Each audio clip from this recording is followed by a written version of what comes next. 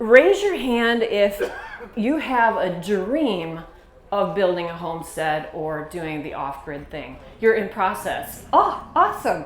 Raise your hand if you are in that spot where you have a homestead and you are off-grid. Awesome. Raise your hand if you think maybe a condo in Florida with AC would be better. Because maybe you have found out that this journey is kind of difficult. And so I'm going to start out with bad news, okay? 5 reasons that your off-grid dream will fail. And then we're going to get to the good news. But I want to bust some myths here. The first thing I see with people who have this dream is self-doubt. You initially think, this is going to be awesome. But then you get into like what I call the education trap, where you're constantly learning instead of doing. And inaction will kill your dream. And so you might be thinking, I'm too old, I'm too young, I'm not in shape, I don't have enough money, oh, I've got young kids, I've got too many animals. Whatever the excuse, you live in that reality and you don't take action. And you think, well, I'm going to go follow this homesteader and see what they have to say. I'm going to go take a course on regenerative farming and see what I can learn there. And instead, you don't take action. And even small amounts of action add up. And that will build your confidence. And the biggest roadblock is you in your mind. So I see people that have very good intentions and they get stuck in their minds. And they get stuck in the reasons why they can't do something. Maybe your vision is too big. You think, oh, I'm going to get 40 acres on a lake or a stream. I'm going to have solar that powers my entire homestead. And so you want all of the things. You want water, you want good soil, you want good access, you want big acreage on water. And then when you get that, you're going to have, you've maybe gone on YouTube and seen these people who have been given all this free sponsored stuff, including tractors and sawmills. And you think, okay, then I'm going to do that. And the vision is way too big, way too big. So basically, I think you should start with the cheapest piece of land you can afford, and build a box. Build a box and live in the box. Really small box. And you figure out your land and you figure out how to do things, but buy a small piece of property and live in a box, really small box. So your vision's too big. The next one is underestimating the amount of work that's going to come your way. You might not realize this until you get into it. How much freaking work it is going to be, right? Raise your hand if you understand it. Like you get there and you're like, this is going to be awesome. And then you're like, I give up. Like it's too much. So that's another reason. It's so much work. Another reason is you're not out of debt. This is a tough one. I know money is a touchy subject. But if you're not out of debt, you're going to have a really tough time because it costs money to do things. And when you're in debt, you are a slave to the lender. And if you want real freedom, you have to be out of debt. Because cash is king. When you're living off-grid, when you're living just in life in general, when you can pay cash for things, you have the upper hand. You can make deals that other people can't make. So having cash Paying for things out of pocket. You know what else? It limits your vision. That big vision you have. I mean, let's be honest, none of us are millionaires in here. You can't just go get what you want. You got to get what you can afford. And being out of debt and having cash in your hand limits what you can do. And that's a good thing, because it goes back to buy the smallest piece of land you can get, live in a box, and figure it out. And then you grow from there. So get out of debt. It's really important. Okay, the last reason your homestead will fail, you're off your dream, is lack of support. Maybe you have a spouse or a partner or your family who's not on board with the dream. You're like, let's go off grid, this is gonna be awesome. They're like, you know what, I like showers.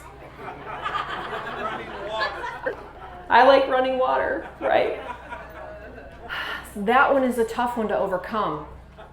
So if you're battling your partner or your family, it's going to be difficult. And the only advice I can give to you is to start to surround yourself with people who have that same dream and that same vision, and slowly kind of just work your way that way with the person in your life who maybe doesn't think it's a good idea to live without running water if you can't afford it, which goes back to the small piece of land and living in a box. So those are some obstacles that people face. So let's get into the dream. The dream of having this kind of a life. And I'm just going to real quickly take you through my journey with my family and my husband. We started out with no money, and we were in Alaska, and we bought our first piece of land. It was 2.5 acres, and we've become specialists in what I call the land of broken dreams, because the cheapest land is often somebody else's leftover dream that they've gone back to the 5 reasons I just gave you, and they've abandoned that dream. It was too much work. So they're like halfway into a project, you'll find driveways that are ripped up. You'll find shacks of buildings that have been built and abandoned. And you're like, that land is on sale. And that's what we could afford. So our first piece of land, it was someone's broken dreams. Very muddy permafrost piece of land in north of Fairbanks, Alaska. It had like some fencing and some like animal corral shelter stuff. It was not ideal, but we could afford it. And that's what's important. We paid cash, and then it was like, what do we do now? What do we do now? We have to build something. Well, the power company, there was power on the road, and so the power company had come through and cut a bunch of trees. So we had logs there by the road, although we weren't hooked up to power. Those logs belonged to us. So we're like, well, that's the start of a log cabin right there. Let's take some of those logs and start building a cabin. We had other trees on the property we could utilize to start building that cabin. And we also had no place to live. So we lived in a dome tent with our 2 dogs and our 2 cats. A dome tent.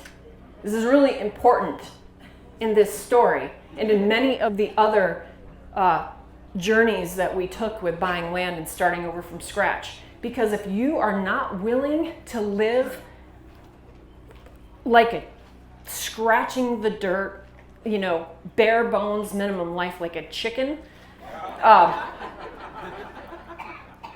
then you're going to have a tougher time. If your standards for how you're going to start are like, I've got to have a shower every day, I've got to have a toilet that you push the handle down and the poop goes away, and like all the things, then it's going to be tough unless you're a millionaire, like I said, unless you can afford those things. So we lived in a dome tent, and we built that cabin with our own hands. Did we know what we were doing? Now, my husband is a concrete guy. He's a concrete contractor. So he has a little bit of, he's got a lot of skills. But at that time, we had never built a house. We'd never built a log cabin. So how do you learn to do things? You just do it. And that has been the catalyst for everything I've ever done in my life. Everything I've ever done in my life is you learn. If you don't know how to do it, you do it. You figure it out. So we built that cabin. It was a 12 by 12. It was our version of a box. Had a little half loft. It was awesome. We had no electricity and no running water.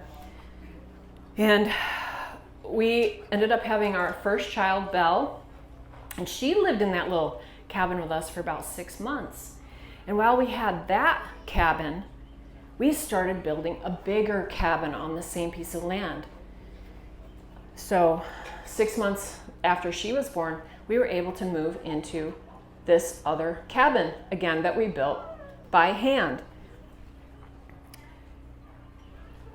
Time came, I had a second child. We were living in that cabin. We decided we wanted to move to Delta Junction, about 120 miles south east of Fairbanks. So we started looking for land in Delta. We put our homestead up for sale. There, it's going again. Put our homestead up for sale, and we sold that property for $130,000. That was game changing for us. So then we went to Delta and started looking for land, but did we look for like the most perfect land? No. We again went for the piece of land that was the land of broken dreams. This time we found 5 acres, and it had remnants of a falling in garage and a house that was just destroyed, been left for decades. Like, this is great, it's cheap. So in the middle of winter, Dave went there and burned everything down. And bonus, we found a well in the house. We found a well. Now, up until this point, we had gone 10 years without running water in Alaska. So at that point, I had a 1-year-old and a 3-year-old, and we moved to that property and started building there. We lived in a 12-foot camper, all of us, and I also had a tent there too. So big sacrifices to make this happen. Big sacrifices. Now, first thing we did was build a garage, and we lived in the garage for 2 years till we could afford to buy the material to build a house that actually had running water for the first time in 10 years. So we built a log house, but we lived in the garage. So this has repeated itself many times in our lives, where we have taken the land of broken dreams for someone else because it's really affordable. You have to be able to see potential. We're so good at potential. And when you get dialed into the land that nobody else wants, it's like, that has potential. And when you keep going back to the same piece of land over and over and over, and you're like, no, there's just something about, there's such a mess here, but I see potential, and other people have passed this land by. That's usually what we buy because it's cheap and it has potential. And so then we go to sell that place. That place is like $240,000. Do you see where I'm getting at? The sweat equity in that has allowed us to keep moving and moving to other places, not making more money. It wasn't about money, but that sweat equity just naturally happens because we've built it out of pocket, and we don't have debt, and that fuels and funds the next thing.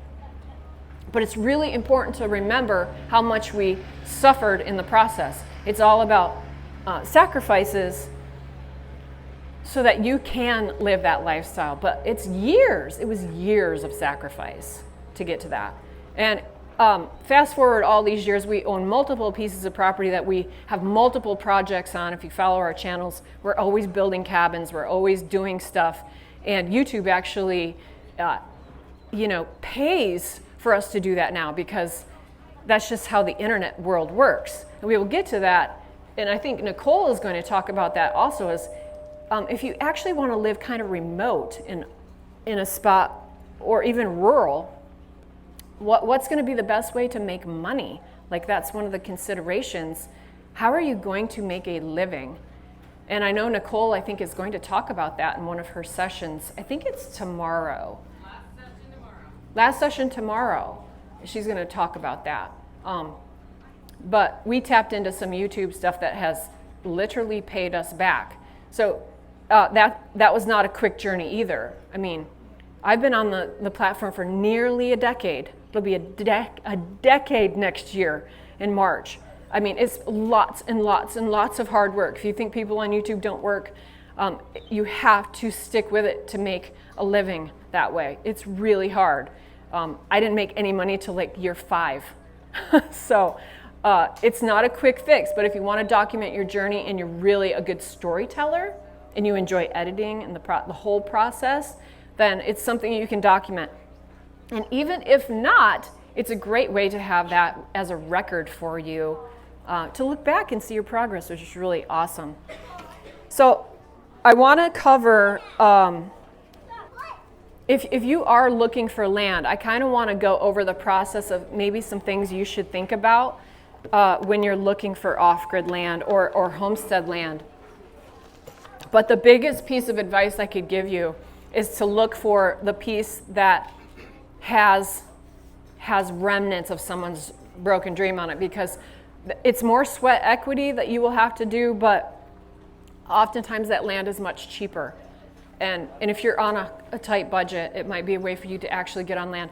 And you know what? You don't need 20 acres. You don't need 10 acres, even an acre or 2, you know? If that's where your budget is, you can do so much on such a little bit of land. Don't underestimate or overestimate how much land you need, because trust me, a big piece of land takes a lot of work to take care of.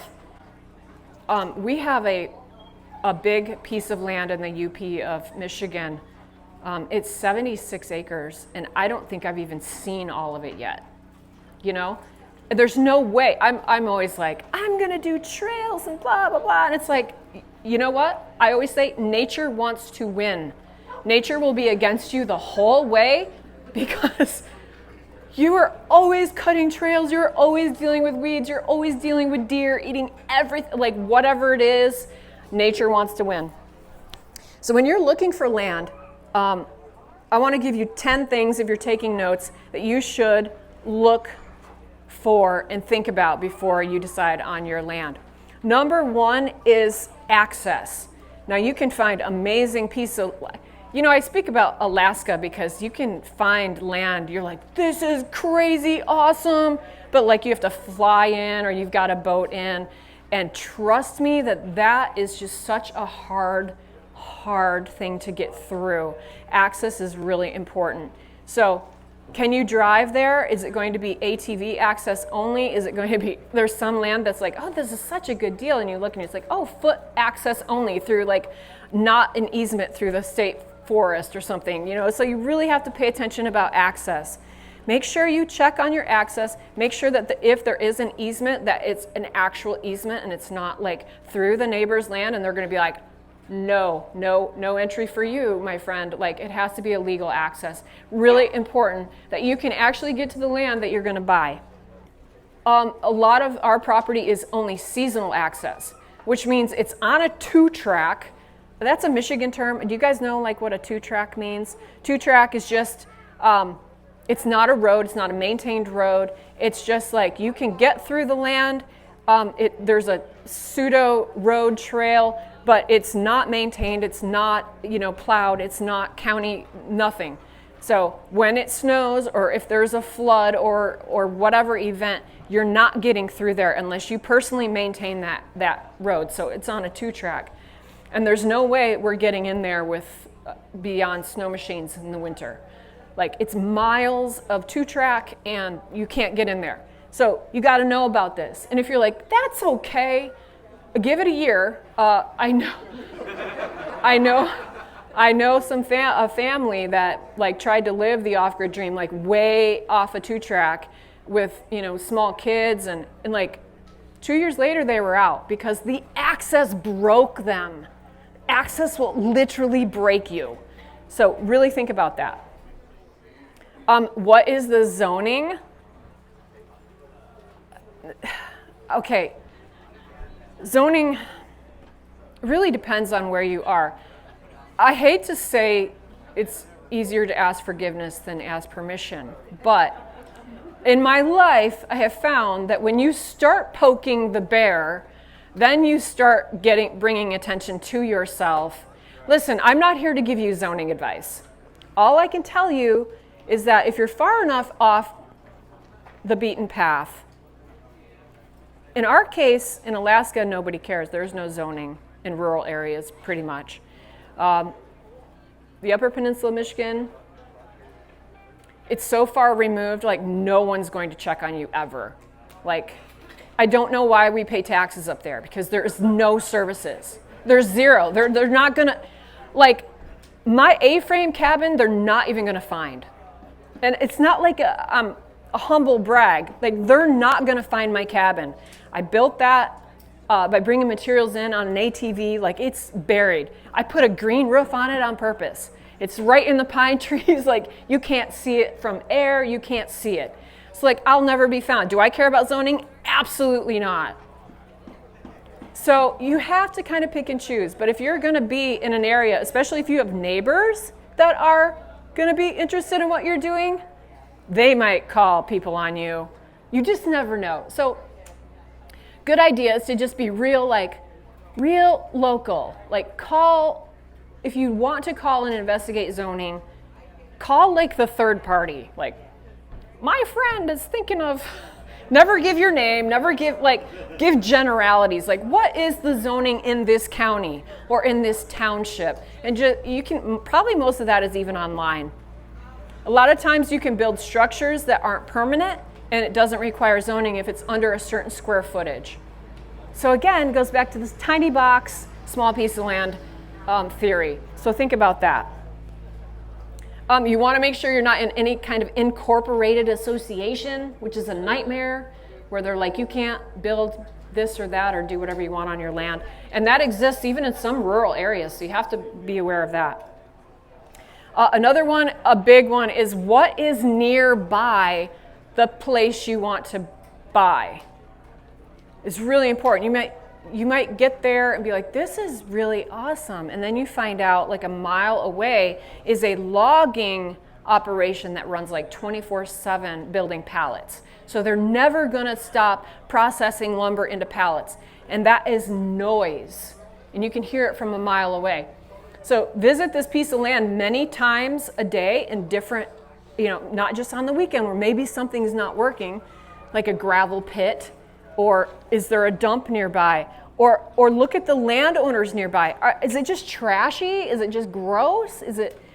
Do you suspect that there might be like suspicious characters in the area? You can kind of get a feeling for that. So always drive the area where you're looking. Go to Google Maps, do like the Google Earth search from above and see what you can see about the surrounding areas. I have visited pieces of land that were beautiful and like off in the distance, I could hear like this hum. Like, what am I hearing? I'm very, very noise sensitive on properties. And there was like a power station, like an electric company, generating kind of a plant. And it just had this like never ending hum I could hear. I'd be like, oh, I don't want this land. Like, that would drive me crazy. So things like that, airplanes going over, are you near an airport, a small plane airport even, drive me crazy.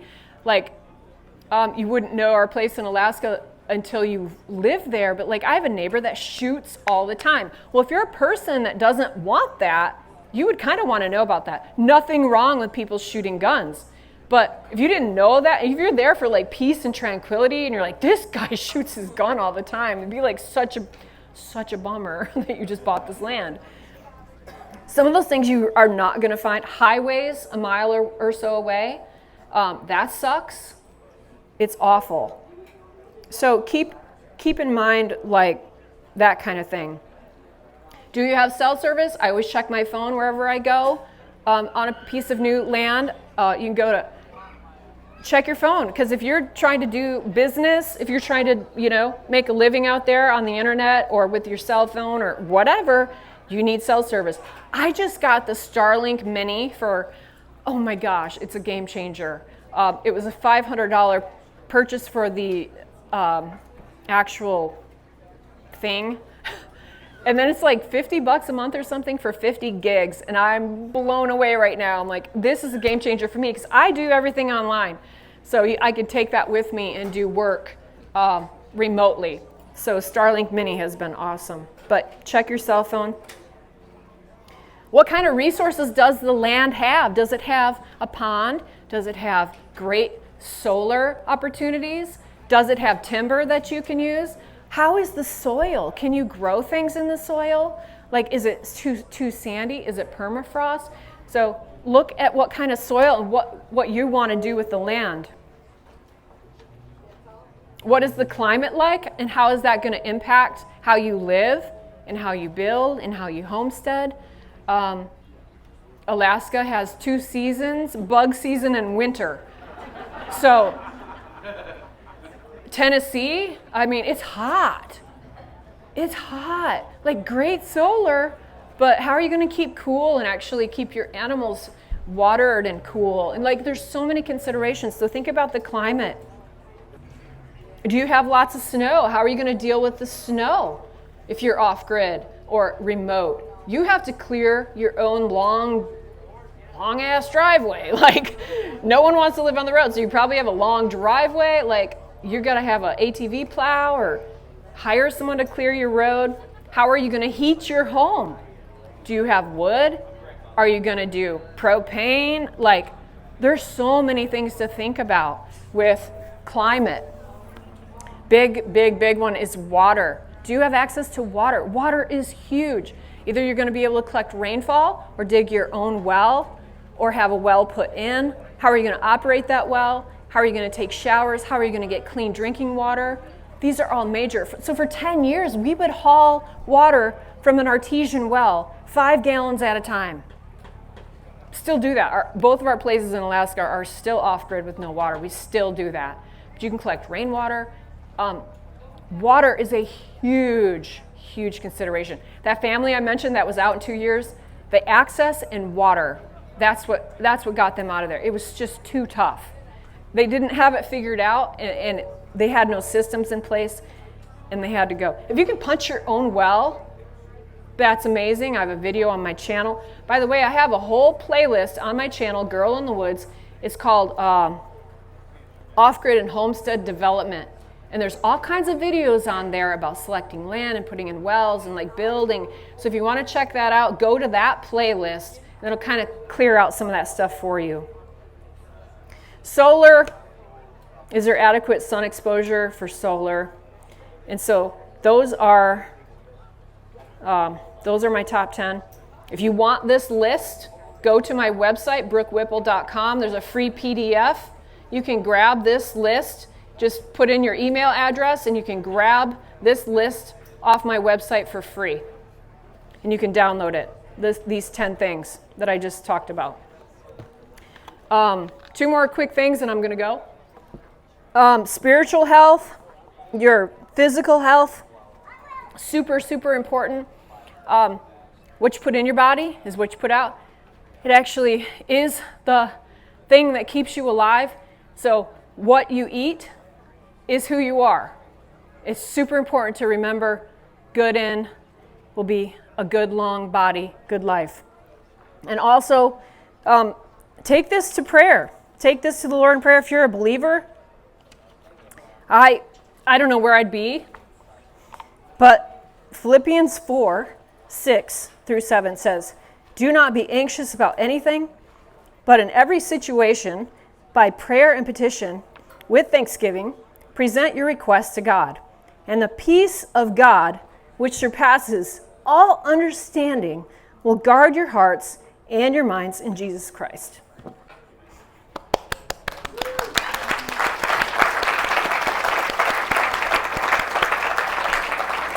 I think I'm out of time.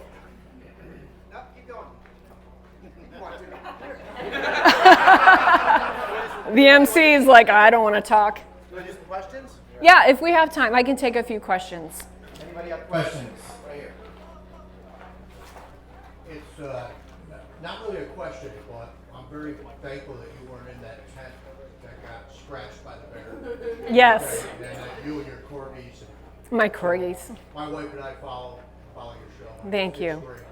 For those of you who don't know what he's talking about, this summer at our property in Alaska, I heard a big noise in the middle of the night.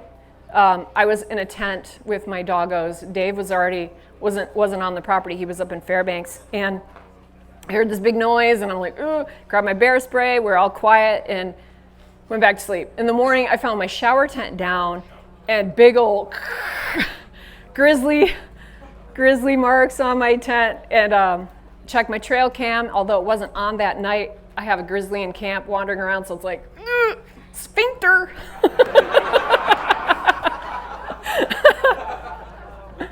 Any other questions? Right here. So not so much a question, but kind of adding on to like Google Maps and stuff. Like if you're looking at properties, you can go back in time and see. There might be a dump. There might be a For sure. or something that you can't see anymore. The grass is growing. For sure, great point. And even your county GIS maps don't go back even farther than Google. Sometimes they'll have aerial photos and stuff. Tell people how you do that. I would just look up whatever your county name is, GIS, and there should be, it's something that, it's a government site that you have to find.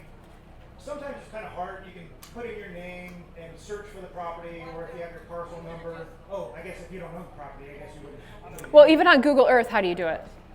You just put in the time frame, right? Oh, yeah. Well, I've never done it on Google Earth. I just know you can do that. Okay. On the GIS maps, I use those a lot to look at property lines and stuff. But if you can find the area, find the property, there'll be a drop-down menu like in the menu on the side. And Awesome. Thank you. That's great information. I have another question right here. I was wondering how you can find the market where properties are. It seems like you have to have somebody survey it, which is very expensive. Yeah. Or You can, if you have Onyx maps, that helps a lot. So OnX, Hunt OnX, or what is that called? I can't remember. OnX, yeah. And so it'll track you live, like where you are on the property. And I'm not sure it's exactly super accurate because we've seen some of our properties on OnX and it doesn't look right, their boundaries, but it can give you a rough idea, and it'll highlight the parcel and it'll put the name. It may be a premium service. You may have to subscribe for some of this. I'm subscribed, so it may be included. I don't remember, but it'll. Okay, get a month free. You can check it out, but you can be on the land and like you can walk and follow, and you can kind of see. But yeah, survey is really, really important to know where your boundaries are, especially if you've got anybody close. We've got a neighbor in Alaska. I swear he's on our property, on the edge. You just, and some of that's going to be grandfathered in, probably. They've been there so long. But a survey would take care of it. Yes, it is expensive, but it is peace of mind. My brother-in-law just had a neighbor go, we're going to be cutting trees back here, and they were assuming they would have come on my brother-in-law's property and cut trees because they hadn't had a survey.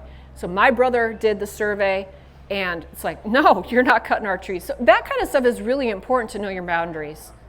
Yeah, good question. What's your opinion on, is it easier to go off grid in colder climates or hotter climates? I am not a fan of hot weather. So I have no experience in the South, y'all, but I would love the accent. I love the accent.